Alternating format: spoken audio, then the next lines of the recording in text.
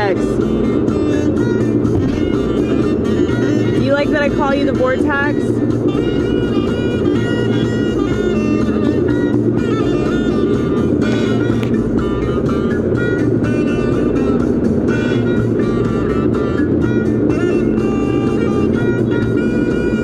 Well,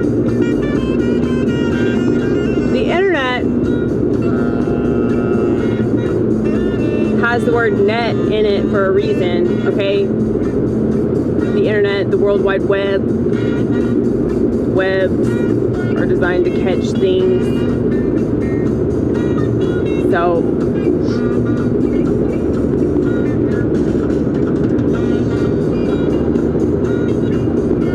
it can catch me from time to time. If I don't watch it, I can get sucked into the bullshit just like everybody else. And I can obsess about things that I shouldn't obsess about, and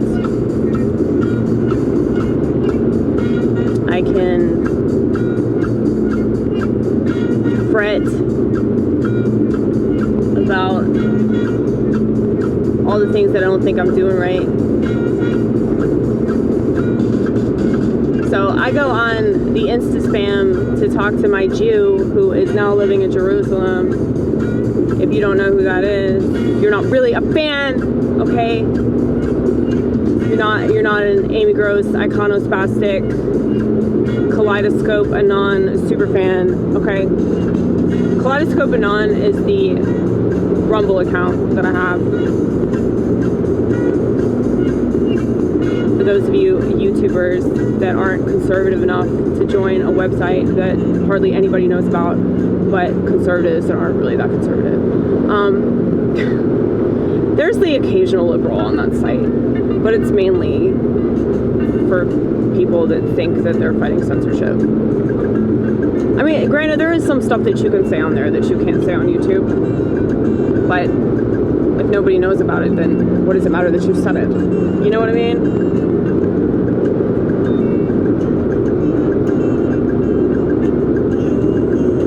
And for those of you on Rumble that are probably going to stop subscribing to me after that last statement that I made, Iconospastic is my YouTube channel.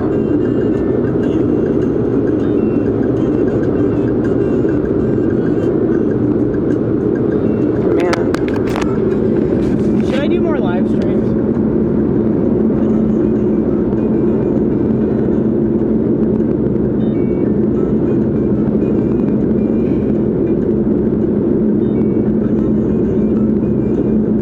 That'd be really cool if I could get paid as much as a psychiatrist or a shitty therapist. Just doing live streams and talking to people. That would be cool. That would be really, really cool.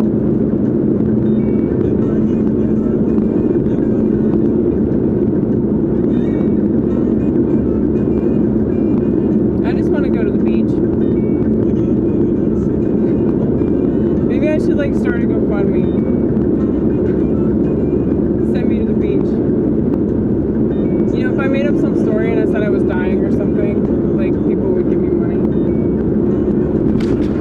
I wonder if people like make stuff up on GoFundMe. I'm sure they do. I'm sure that's like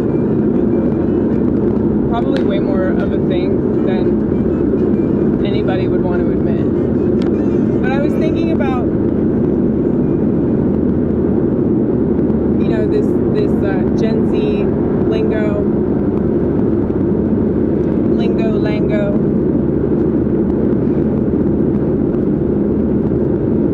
not gonna lie, there's this black dude I work with that says that like every 15 seconds. He's 25.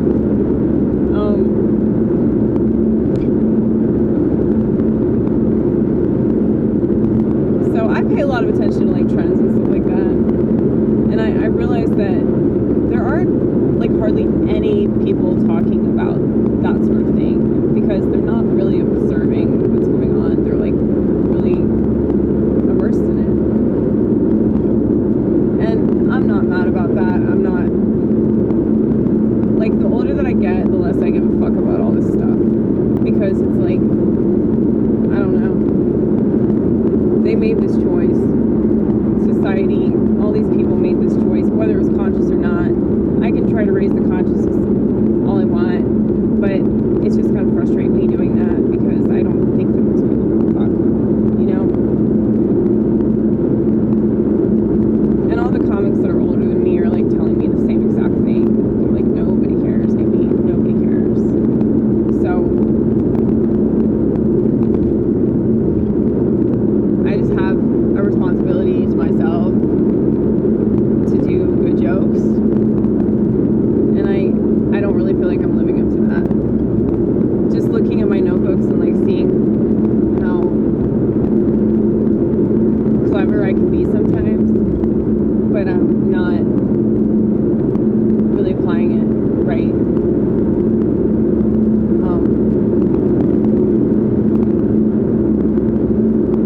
Yeah, like nobody's doing jokes about like the phrases that people use. Like I guess they don't have an outsider's perspective. I didn't start drinking again, by the way. You keep hearing these clanging of bottles. They're all non-alcoholic. I have all these non-alcoholic beer bottles in the back seat, like a whole bag of them. Like I am like a near beer alcoholic. It's really funny. I'll show it to you later. I'll show it to you after I get home. But I'm glad that I went tonight because I was in such a bad mood. I was so sad. I've been crying all day. Not that that's anything unreasonable for me, but yeah, I've just been really upset. My mother hurt her back. She's having really bad lower back pain, and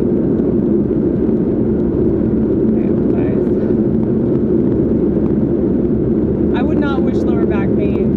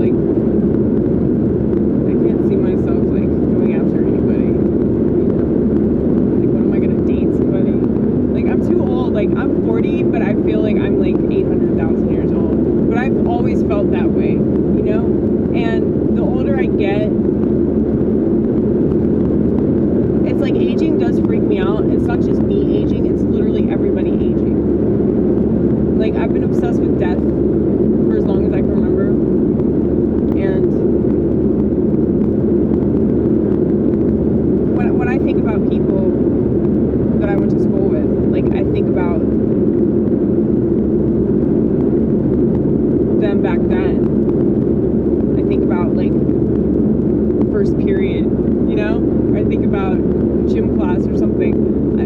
I don't want to see them with gray hair and wrinkles and staring at their phone more than likely. I don't want to see that. It depresses me.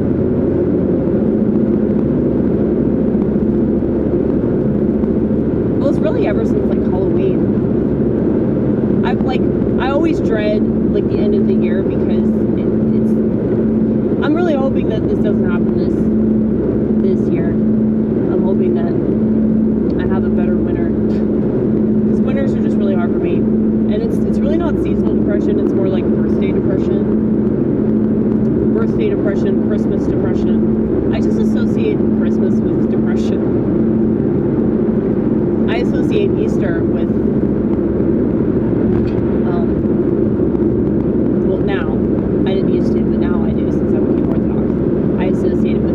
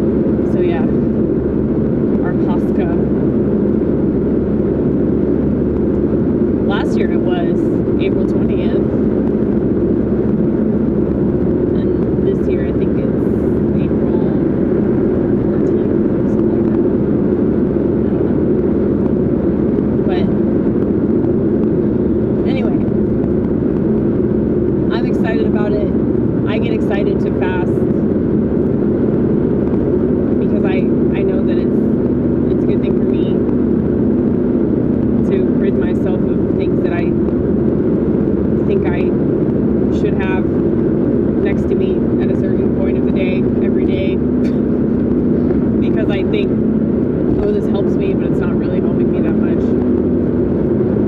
So I started doing sign language again, and I have these little cards.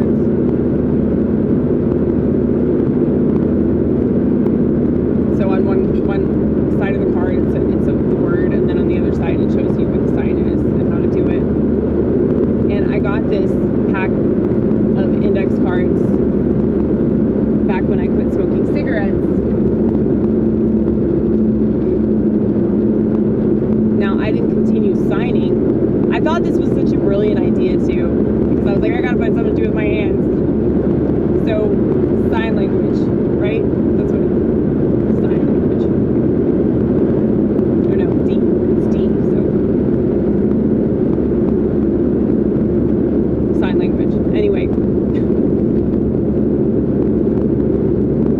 I didn't continue signing, but I did quit smoking. So I think it was just the excitement of like pursuing this idea. And it was really grandiose. I know it was really grandiose, but it was also really brilliant. And I was thinking to myself recently, like, you know, if you actually continue to do sign language eventually, like even though you quit, you started, you stopped, you started, you stopped, you started, you stopped. Welcome to fucking jazz brain. I was gonna say ADHD, but I corrected myself. Jazz brain, damn it.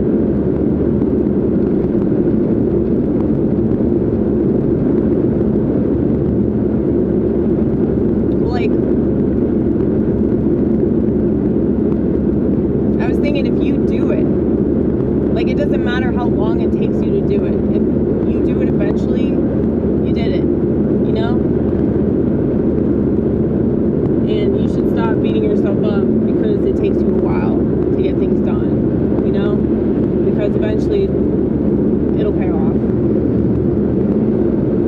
But so like just going through my jokes tonight,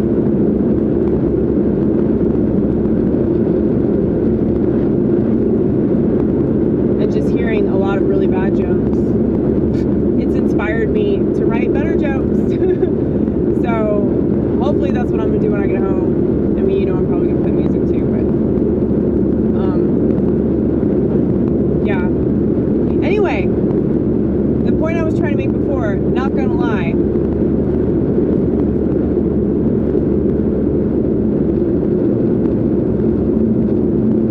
not gonna lie, I ain't gonna lie, honestly, to be honest, okay, these are phrases that we hear all the time now. And I know I've probably made this point before, but I really need to make it on stage.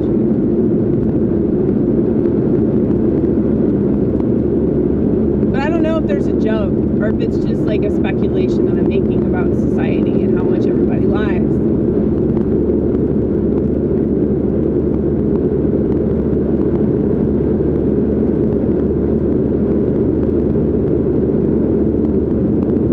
But, you know, I have this whole pile of posters as well as a pile of jokes that I've color-coded orange for President Trump.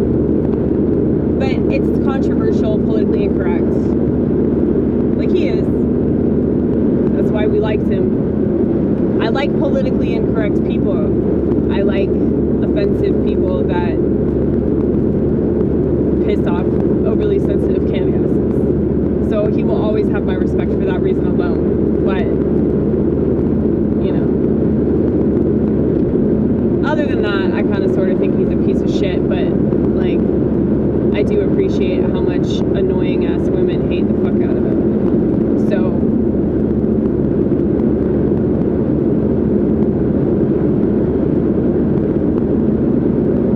anyway. Yeah, like, those types of jokes that I do, it's like I feel like most of the crowd, they either would be too upset or they just wouldn't even understand the joke. So it's like, what's the point of even saying it if there's some Christian conservative in the audience, or, you know, some random ass libertarian, or, you know what I mean? Like, I feel like my people aren't watching comedy. Like, I just don't see it. Maybe I'm wrong about that.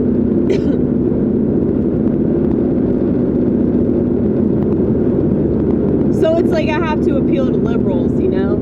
I have to, like, it's like the phrase, know your audience.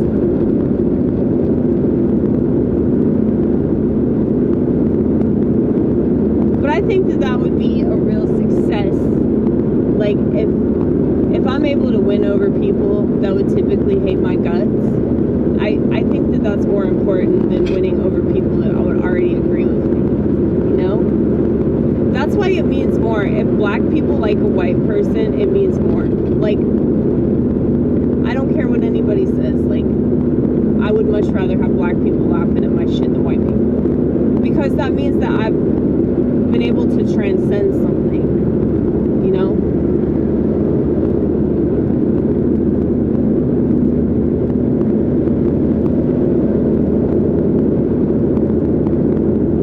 Like, no way to talk about race without pissing everybody off.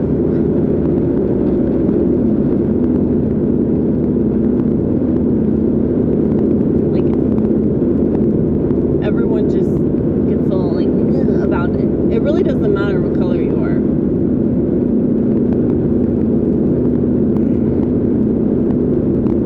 Oh, by the way, I make a lot of really bold statements. I know that I make a lot of bold statements. That's part of the way that I talk. And I understand, like, my perspective is, it's probably, like, kind of jaded because, like, where I work, it's really negative, it's dark. And so I make bold statements about society, and about women, and about white people, and about black people, and about my generation, previous generation, generations after me, you know. That's part of comedy, you know, that is, like, part of it. Like, you just kind of make these, like, seemingly really, like, arrogant statements about what you think the world is and how people behave and stuff. And I feel like I probably do that more than a lot of other comedians do, because they're kind of playing into the culture, like, you know, whatever's relevant right now, or just the sex stuff, political stuff.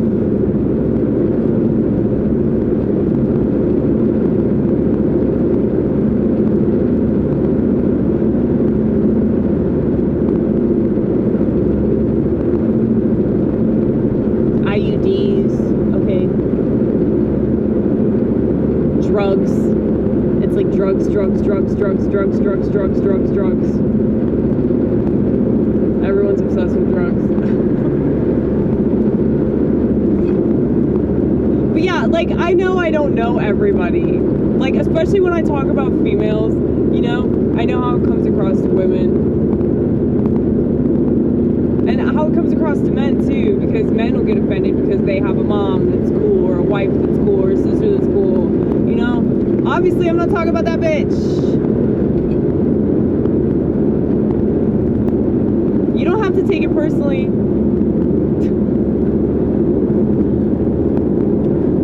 But no, I mean, I can only speak from my own perspective. What I see, and especially going out in the public.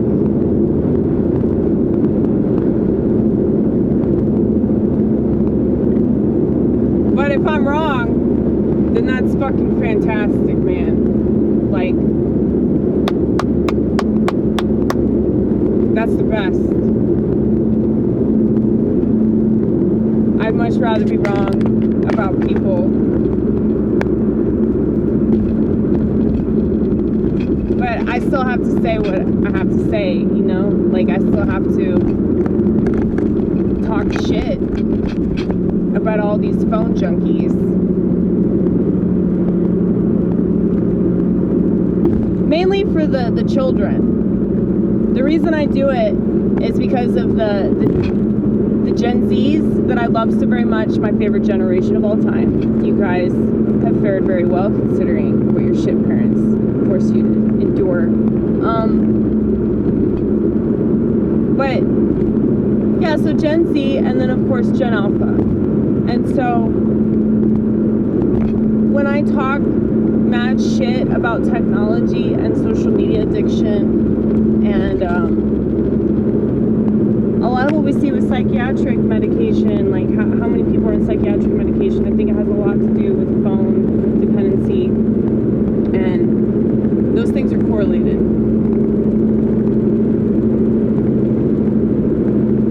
So, yeah, when I talk about those sorts of things, it's because I'm hoping to reach people that see that problem with these generations coming up. I mean, it's not just the younger ones, the older ones are succumbing to the same bullshit, you know? So, like, it is a really crucial thing to talk about right now, and it's really important to me. It's just something I'm extremely passionate about, because I don't want people to be a phone junkie. I think it's wrong to be a phone junkie. I mean, I think that being a junkie in general is not good. But yeah, if this doesn't apply to you, then it doesn't apply to you. So pat yourself on the back that you're not one of these sacks of shit I'm complaining about. Because I think about all the potential that these people have, and they're just squandering it.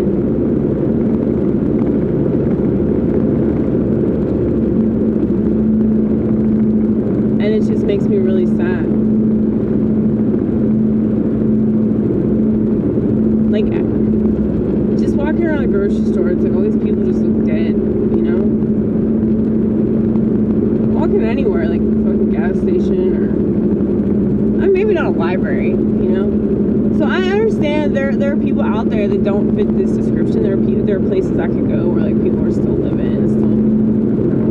living a non-political life and all that shit. So good.